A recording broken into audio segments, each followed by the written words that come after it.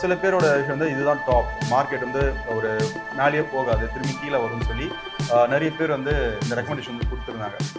இப்போ நான் வந்து இது மேலே போகும்னு சொல்லி சொன்னதுக்கு வந்து ரீசன் இருக்குது. அது வந்து நம்ம சார்ட்லேயே வந்து பார்க்கலாம். ஃபர்ஸ்ட் நம்ம வந்து இப்போ கோல்டு பார்க்கும்போது ஒரு ஹிஸ்டாரிக்கல் டேட்டா பார்க்கும்போது மார்க்கெட் வந்து அப்சைட் மொமெண்டம் கொடுக்கறதுக்கு தான் வந்து பாசிபிலிட்டி. எப்பயுமே கீழே அப்படியே போகாது, மேலே போகிறதுக்கு தான் வந்து பாசிபிலிட்டி. ஆனால் கோல்டு பொறுத்தவரையும் என்னோடது ஒரு இன்வெஸ்ட்மெண்ட் எதுவுமே தெரில, எனக்கு மார்க்கெட் பற்றி எதுவுமே தெரில, நான் சேஃபாக நான் இன்வெஸ்ட் பண்ணோம் அப்படின்னா. ரிஃப்ளெக்ட் மணி நேயர்களுக்கு வணக்கம். நான் பிரவீன் சார். தங்கம் விலை கண்டிப்பாக இனிமேல் குறையுங்க அப்படின்னு நிறைய பேர் வந்து பேசிகிட்டு இருந்தாங்க. ஒரு சில பேர்லாம் வந்து தங்கம் வந்து போச்சுன்னா நேராக 1,00,000 தான் போய் நிற்கும் 10 கிராம் அப்படின்னு சில பேர் பேசிகிட்டு இருந்தாங்க. ஆக்சுவலி எனக்கு என்ன தெரியணும் அப்படின்னா, என்னோட ஆடியன்ஸ்க்கு நான் என்ன கொடுக்கணும்னு நினைக்கிறேன்னா, ஒரு டெக்னிக்கல் பெர்ஸ்பெக்டிவில் அனாலிசிஸ் பண்ணி, அதாவது ஹிஸ்ட்ரி அனாலிசிஸ் பண்ணி அண்ட் ஃப்யூச்சர் எப்படி இருக்கும் அப்படின்றத சார்ட்டில் நம்ம வந்து பார்க்கணும். ஒரு எக்ஸ்பர்ட் வச்சு பேசணும் அப்படிங்கிறதுக்காக தான் நம்ம ஸ்டூடியோவுக்கு பரத் சார் வந்து வர வச்சிருக்கோம். Is a founder of trade flyers and is a technical analyst. Sir வணக்கம் சார். சார், இந்த தங்கம் பண்ணுற வேலை வந்து ஒன்றும் முடியல. காலையில் எழுந்திரிச்சு நியூஸை பார்த்தா ஒரே மனசுலாம் புண்ணாக வலிக்குது. எனக்கு என்னென்னா, எனக்கு இதெல்லாம் ஓகே, ஸ்பெகுலேஷன்ஸ் இருக்கும். நம்ம கோல்டு இல்லை இனிமேல் சைட்வேஸில் போவோம், இதே ரேட்டில் தான் ரொம்ப நாள் இருக்கும் அப்படின்னு சொல்கிறாங்க. சில பேர் என்ன சொல்கிறாங்கன்னா, மார்க்கெட் ஹையில் வந்து டச் ஆகிடுச்சு. இப்போ கோல்டு ரேட் வந்து பீக்கில் போயிடுச்சு, இனிமேல் வந்து டவுன் தான் ஆகும், கவலைப்பட வேண்டாம் இப்படின்றாங்க. ஒரு சில பேர் வந்து இது இன்னும் பயங்கரமாக போயிட்டே இருக்கும் அப்படின்றாங்க. இந்த ஸ்பெகுலேஷன்ஸ்லாம் இருக்குது, இன்ஃப்ளூயன்சஸ்லாம் அவங்களுக்கு பிடிச்ச மாதிரி சொல்லிட்டு இருக்காங்க. அது ஃபினான்ஷியல் இன்ஃப்ளூயன்சஸ்லாம். எனக்கு என்னென்னா, ஒரு எக்ஸ்பர்ட், அதுவும் நீங்கள் வந்து டெக்னிக்கல் அனாலிஸ்ட்டாக இருக்கீங்க. உங்களோட எக்ஸ்பீரியன்ஸில் எனக்கு வந்து ஹிஸ்ட்ரி பார்த்து சொல்லுங்கள் அண்ட் ஃபுல்லாக அனலைஸ் பண்ணி எனக்கு வந்து கோல்டோட ப்ரெடிக்ஷன் ப்ரெடிக்ஷனாக உங்களுடைய நீங்கள் வச்சுருப்பீங்க இல்லையா, உங்களோட பாயிண்ட் ஆஃப் வியூ இருக்குங்களா, எனக்கு அதை எக்ஸ்பிளைன் பண்ணிங்கன்னா வியூஸை வந்து பார்த்து தெரிஞ்சுப்பாங்க. ஓகே, இப்போ கோல்டு பார்க்கும்போது நம்ம முன்னாடியே வந்து டிஸ்கஸ் பண்ணியிருந்தோம். கோல்டு வந்து ஒரு ஹியூஜ் ஒரு பை ட்ரெண்டில் தான் இருக்குன்னு சொல்லி, கீழே வந்தாலும் வந்து ஒரு ஆப்பர்ச்சுனிட்டியாக வந்து நம்ம கோல்டை வந்து பார்க்கலாம்னு சொல்லி நான் சொல்லியிருந்தேன். ஸோ இப்போ வந்து நம்ம வந்து ட்ரேட் பண்ணும்போது ஒரு 2.5லேருந்து ஒரு 3 lakhs கிட்ட வந்து நமக்கு வந்து தேவைப்படும் கோல்டில் வந்து ட்ரேட் பண்ணணும்னா. இல்லை நம்மகிட்ட அந்த அளவுக்கு ஃபண்ட் இல்லை அப்படின்னா ஒரு எஸ்ஐபியில் போகணும் அப்படின்னா கோல்டு டிபிஎஸ் வந்து நம்ம வந்து ப்ரிஃபர் பண்ணலாம்னு சொல்லியிருந்தேன். அப்போ கோல்டு டிபிஎஸ்ல போட்டிருந்தா கூட எனக்கு தெரிஞ்சு ஒரு லாஸ்ட் ஒரு 2 weeksல பார்த்தீங்கன்னா அரௌண்ட் ஒரு 2 to 2.5% கிட்ட வந்து இது வரையும் வந்து நமக்கு ப்ராஃபிட்டில் தான் வந்து இருந்திருக்கும். சில பேரோட விஷயம் வந்து இதுதான் டாப் மார்க்கெட் வந்து ஒரு மேலேயே போகாது திரும்பி கீழே வரும்னு சொல்லி நிறைய பேர் வந்து இந்த ரெக்கமெண்டேஷன் வந்து கொடுத்துருந்தாங்க. இப்போ நான் வந்து இது மேலே போகும்னு சொல்லி சொன்னதுக்கு வந்து ரீசன் இருக்குது. அது வந்து நம்ம சார்ட்லேயே வந்து பார்க்கலாம். ஃபர்ஸ்ட் நம்ம வந்து ஒரு ஹிஸ்டாரிக்கலாக வந்து கோல்டு எப்படி வந்து ப்ரீவியஸாக இருந்தது, இப்போ கரண்ட்டாக வந்து எப்படி இருக்குன்னு சொல்லி நம்ம பார்க்கலாம்.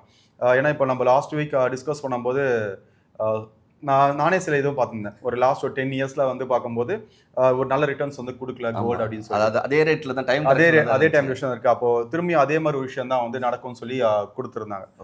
இப்போ கோல்டு பார்க்கும்போது ஒரு ஹிஸ்டாரிக்கல் டேட்டா பார்க்கும்போது கோல்டோட மொமெண்டம், கோல்டு மட்டும் கிடையாது, இப்போ நிஃப்டியாக இருக்கட்டும், பேங்க் நிஃப்டி, எந்த இண்டெக்ஸ் எடுத்தாலும் மார்க்கெட் வந்து அப்சைட் மொமெண்டம் கொடுக்கறதுக்கு தான் வந்து பாசிபிலிட்டி. எப்பயுமே கீழே அப்படியே போகாது, மேலே போகிறதுக்கு தான் வந்து பாசிபிலிட்டி. ஆனால் கோல்டு பொறுத்தவரையும் ஒரு ப்ரெஷியஸ் மெட்டல், அப்போ இதோட மொமெண்டம் வந்து அதோட கம்பேர் பண்ணும்போது இன்னும் அதிகமாக இருக்கும். இப்போ கோல்டு இந்த சார்ட்டை பார்க்கும்போது இங்கே பாருங்களேன், ஒரே ராக்கெட் மாதிரி ஒரே ஸ்ட்ரைட்டில் மேலே போயிட்டு தான் இருக்காரு கோல்டு.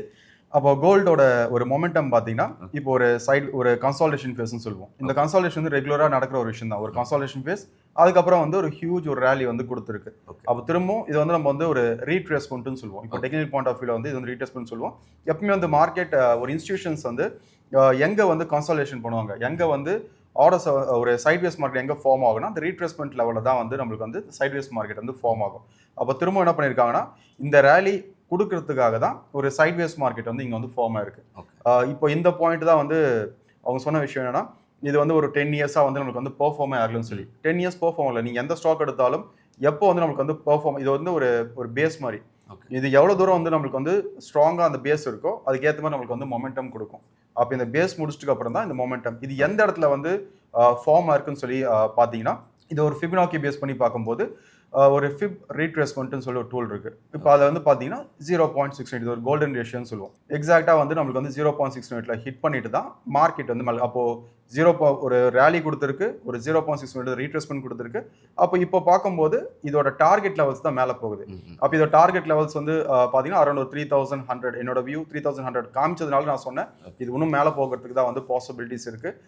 அதனால வந்து இப்போதைக்கு வந்து கீழே வரதுக்கு சான்சஸ் இல்லைன்னு சொல்லி. இப்போ மேலே போகுது அப்படின்னு சொல்கிறோம், லைக் எந்த அளவுக்கு போகும் அப்படின்றதையும் நம்ம பார்க்க முடியும். கண்டிப்பாக இப்போ நம்ம டார்கெட் ஃபிக்ஸ் பண்ணுறதுக்குன்னு சொல்லி சர்டன் டூல்ஸ் இருக்குது. இப்போ நான் சொன்னது இன்னும் இப்போ ட்ரேடிங்லேயே வந்து இப்போ ஃபார் எக்ஸாம்பிள் கோல்டு எடுத்துக்கலாம். கோல்டு வந்து பார்த்தீங்கன்னா ஒரு 2900 வந்து நம்மளுக்கு வந்து ட்ரேட் ஆகுதுன்னா நெக்ஸ்ட் டார்கெட் 3100 போகும், 3200 போகும்னு சொல்லுவாங்க. பட் அந்த 3100 சொல்கிறதுக்கு என்ன ரீசன் இருக்குது? ஓகே. அப்போ அந்த 3100 சொல்கிறதுக்கு ரீசன் இருக்கானா? கண்டிப்பாக இதில் வந்து ஒரு 90% ஆஃப் பீப்புள் வந்து அது ரீசன் சொல்ல மாட்டாங்க. சும்மா ஒரு அசம்ஷன் தான் சொல்கிறது. 3100 போகும், 200 போகும், 300 போகும் சொல்லி. பட் நம்மளுக்கு சார்ட் வந்து எக்ஸாக்ட் நம்பர்ஸ்.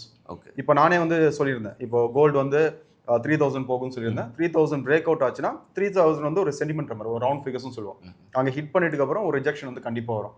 அப்போ அது பிரேக் அவுட் ஆச்சுன்னா அடுத்தது எங்கே போகும்னு சொல்லி நம்ம அந்த டூல்லேயே வந்து நம்ம பார்க்கலாம். இப்போ இது வந்து நம்ம வந்து ஃபிப் டூல்னு சொல்லி இது வந்து நம்ம டார்கெட்டுக்காக யூஸ் பண்ணுற ஒரு டூல். அப்போ எனக்கு கோல்டு வந்து பார்த்தீங்கன்னா 3175 இந்த டூல் வந்து நம்ம காமிக்கிறது. இது வந்து ஒரு யூனிவர்சல் டூல். இது மோஸ்ட்லி நமக்கு வந்து நம்ம டே டு லைஃப்ல யூஸ் பண்ற ஒரு விஷயம். அப்போ இது ட்ரேடிங்லேயே ஒர்க் ஆகுமானா ட்ரேடிங்லேயே வந்து இது பெர்ஃபெக்டாக வந்து ஒர்க் ஆகும். இது ஒரு கோல்டன் ரேஷியோன்னு சொல்லுவோம். ஓகே. அப்போ இது பார்க்கும்போது நெக்ஸ்ட் ஆஃப் டார்கெட்ஸ்ன்னு பார்க்கும்போது 3175. அப்போ 3175 எனக்கு வந்து டார்கெட் காட்டும் போது இது கீழே வந்தாலும் இது வந்து நான் வந்து ஒரு ஆப்பர்ச்சுனிட்டியாக தான் வந்து பார்ப்பேன். என்னோட வியூ ஸ்டில் இது வந்து மேலே போகிறதுக்கு தான் வந்து பாசிபிலிட்டிஸ் இருக்குது. ஓகே.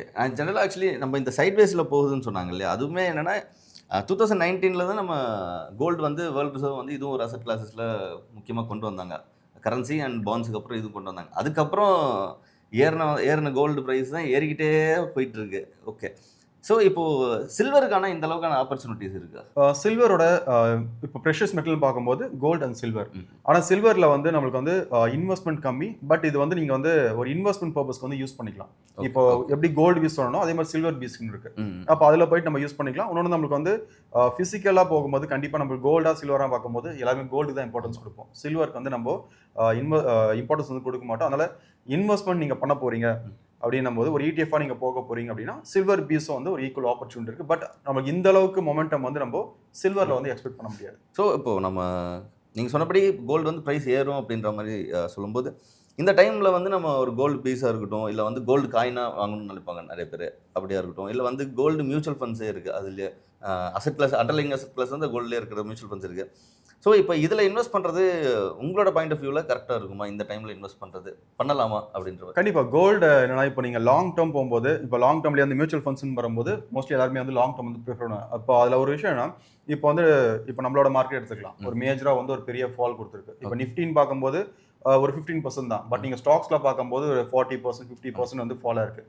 பட் அந்த அளவுக்கு நீங்கள் கோல்டில் வந்து ஃபால் ஆகுமானா கண்டிப்பாக வந்து அந்த அளவுக்கு ஃபால் வந்து நம்ம கோல்டில் வந்து எக்ஸ்பெக்ட் பண்ண முடியாது. எனக்கு கீழே வந்தாலும் திரும்பி மார்க்கெட் மேலே போகிறதுக்கு தான் வந்து பாசிபிலிட்டிஸ். அதனால் என்னோடது ஒரு இன்வெஸ்ட்மெண்ட் எதுவுமே தெரில, எனக்கு மார்க்கெட் பற்றி எதுவுமே தெரில, நான் சேஃபாக நான் இன்வெஸ்ட் பண்ணோம் அப்படின்னா என்னோடது வந்து கோல்டு பீஸ் வந்து ஒரு SIPயில் நீங்கள் போட்டிங்கன்னா லாங் டேர்ம் கண்டிப்பாக வந்து ஒரு நல்ல ரிட்டர்ன்ஸ் கொடுக்கறதுக்கு பாசிபிலிட்டிஸ் இருக்குது. ஓகே. ஓகே. அண்ட் கோல்டு பீஸ்ன்னு சொல்லும்போது நான் ஒரு விஷயத்தை ஆட் பண்ணிக்க விரும்புகிறேன். ஒரு கோல்டு காயினாக நான் ப்ரிஃபர் பண்ணுறது என்னோட பாயிண்ட் ஆஃப் வியூ வந்து கோல்டு காயினாக நம்ம வாங்கும்பொழுது பார்த்திங்கன்னா GSTs இருக்கும். அதுக்கப்புறம் பார்த்தீங்கன்னா நீங்கள் அதை சப்போஸ் திருப்பி நீங்கள் சேல் பண்ணுறீங்க அப்படிங்கும்போது நிறைய காம்ப்ளிகேஷன்ஸ் இருக்கும். இல்லை கோல்டு சைனா நீங்கள் வாங்கினீங்கனாலுமே கூட செய்கூலி சேதாரம் GST இருக்கும். அது திருப்பி நீங்கள் விற்கும்போது பார்த்தீங்கன்னா ஒரு 2% 3% கழிச்சிட்டு தான் வந்து எடுப்பாங்க. பட் ஆனால் ஒரு பியூரஸ்ட் நீங்கள் நம்ம போட்ட காசுக்கு தங்கத்தை பியூராக அப்படியே வாங்கணும் அப்படின்னு நினச்சோம்னா அது வந்து கோல்டு பீஸில் தான் வந்து நமக்கு கிடைக்கும். ஏன்னா அண்டர்லைங் அசட்டில் உங்களுக்கு எந்த ஒரு எக்ஸ்ட்ரா GST இதில் கிடையாது கோல்டு பீஸில். ஸோ இன்வெஸ்ட் பண்ணுறாங்க அப்படின்ற பெர்ஸ்பெக்டிவில் கோல்டு பீஸ் பேப்பர் கோல்டுன்ற மாதிரி அதில் வாங்குறது நம்மளோட பாயிண்ட் ஆஃப் வியூவில் நல்லது அப்படின்றது நம்ம சொல்லிட்டு இருக்கோம். அண்டு உங்களோட பாயிண்ட் ஆஃப் வியூவில் எனக்கு இன்னொரு விஷயம் தெரியுதுன்னா, கம்பேரிசனில் சப்போஸ் நீங்கள் கோல்டு வாங்கினீங்கன்னா நீங்கள் காயினாக வாங்குவீங்களா இல்லை கோல்டு பீஸ் அண்ட் மியூச்சுவல் ஃபண்ட்ஸாக வாங்குவீங்களா? கோல்டு பீஸ் வந்து என்னன்னா ரெண்டுத்துக்கு என்ன டிஃப்ரென்ஸ், நம்ம கோல்டு பீஸ் போது நம்மளுக்கு எப்போ தேவையோ அப்போ கேஷாக வந்து நம்ம உடனே சேஞ்ச் பண்ணிக்கலாம். ஏன்னா இப்போ நம்ம ப்ரோக்கிங்கில் தான் வாங்க போகிறோம். இப்போ நாளைக்கு வந்து இப்போ ஒரு 1 வீக்கில் வந்து எனக்கு ஒரு 1 lakh தேவைப்படுது, நம்ம இன்வெஸ்ட் பண்ண அமௌண்ட் வந்து வித்ட்ரா பண்ண போகிறோம் அப்படின்னா அது கோல்டு பீஸ்க்கு வந்து ஒரு லிக்விட்டாக ஈஸியாக வந்து கன்வெர்ட் பண்ணலாம். பட் நீங்கள் ஃபிசிக்கல் கோல்டுன்னு போகும்போது அந்த ஆப்பர்ச்சுனிட்டி வந்து இருக்காது. அதனால் நம்மக்கிட்ட எந்த அளவுக்கு வந்து ஃபண்ட் இருக்குது, நம்மளுக்கு என்ன தேவையோ அதுக்கு ஏற்ற மாதிரி வந்து நம்ம வந்து பிளான் பண்ணால் கரெக்டாக இருக்கும். நம்ம ஆக்சுவலி ஃபிசிக்கல் கோல்டு கம்பேர் பண்ணும்போது நமக்கு ETFல லிக்விடிட்டி ஆப்பர்ச்சுனிட்டி நிறையா இருக்குது. நீங்கள் அதுவும் இல்லாமல் நீங்கள் ஃபிசிக்கல் கோல்டு இப்போ கோல்டு செயினை கொண்டு போய்க்கிறீங்கன்னா அது லாஸுமே இருக்குல்ல, 2-3% கண்டிப்பாக குறைச்சிட்டு தான் கொடுப்பாங்க. நீங்கள் நம்ம அதே மாதிரி வட்டிக்கு நம்ம வட்டி வாங்குகிறோம் வச்சு கோல்டு லோன் வாங்குகிறோம் அப்படின்னாலுமே கூட இப்போனா நீங்கள் 8,300 உங்களுக்கு இன்னும் 5,500 600 அந்த ரேஞ்சில் தான் உங்களுக்கு இதுவும் கொடுப்பாங்க. ஓகே. ஸோ அப்போது கடைசியில் கோல்டு எங்கே தான் போய் நிற்குன்றது இன்னொரு வாட்டி சொல்லிட்டிங்கன்னா கேட்டுக்கலாம். கோல்டு என்னோட வியூ இப்போ 3,000 3,100 அது பிரேக் அவுட் ஆச்சுன்னா நெக்ஸ்ட் வந்து 3,175 இந்த ரேஞ்ச் வரையும் போகிறதுக்கு இந்த possibilities. ப்ரைஸ் ரேஞ்சில் இப்போ 8,300 ரூபா இது வந்து யூஎஸ் சார்ட், இது வந்து 10 ounce சார்ட். இது வந்து நம்ம வந்து 8 ounce வந்து 8 கிராம்ஸ் வந்து கன்வெர்ட் பண்ணிக்கணும். இது 10 கிராம்ஸ் ஓடது சார்ட். Okay. இது வந்து நம்ம 8 கிராம்ஸாக கன்வெர்ட் பண்ணிங்கன்னா அப்போ அந்த டைம் என்ன ப்ரைஸ் வரும்னு சொல்லி உங்களால் கால்குலேட். ஓகே, நம்ம அப்படியே இங்கே டிஸ்பிளேல கொடுத்துடலாம் என்ன நம்பர் அப்படின்றத நம்ம கொடுத்துடலாம். And thank you so much, thank you. வந்து கோல்டு பற்றி எனக்கு டெக்னிக்கலாக எனக்கு வேணும் அப்படின்றது தான். ஏன்னா எக்ஸ்பர்ட்ஸ் சொல்கிறாங்க, ஃபினான்ஷியல் இன்ஃப்ளூயன்சஸ் ஒரு பக்கம் ஒவ்வொரு கதை சொல்லிட்டு இருக்காங்க. ஸோ சார்ட் வச்சு ஹிஸ்ட்ரியில் எப்படி இருந்திருக்கு, முன்னாடி வரலாறு என்ன சொல்லுது, இப்போ சார்ட் என்ன சொல்லுதுன்னு தெரிஞ்சுக்கிறதுக்கு தான் நம்ம உங்களை வர சொன்னது. So thank you so much again. And thank you for வாட்சிங் த வீடியோ. ஸோ கோல்டு பற்றின ஒரு அண்டர்ஸ்டாண்டிங் உங்களுக்கு ஒரு அனலிஸ்ட்லேருந்து, ஒரு டெக்னிக்கல் அனலிஸ்ட்லேருந்து, ஒரு எக்ஸ்பர்ட் வந்து வரணும் அப்படின்றதுனால தான் சாரியும் கூப்பிட்டுருந்தோம். உங்களுக்கு ஏதாச்சும் வேறு ஏதாவது சந்தேகங்கள் இருக்குது அப்படின்னா கமெண்ட்ஸில் சொல்லுங்கள். And thank you so much for வாட்சிங் த வீடியோ. மறக்காம சேனலை சப்ஸ்கிரைப் பண்ணிக்கோங்க, பெல் பட்டனையும் கிளிக் பண்ணிக்கோங்க. Thank you again.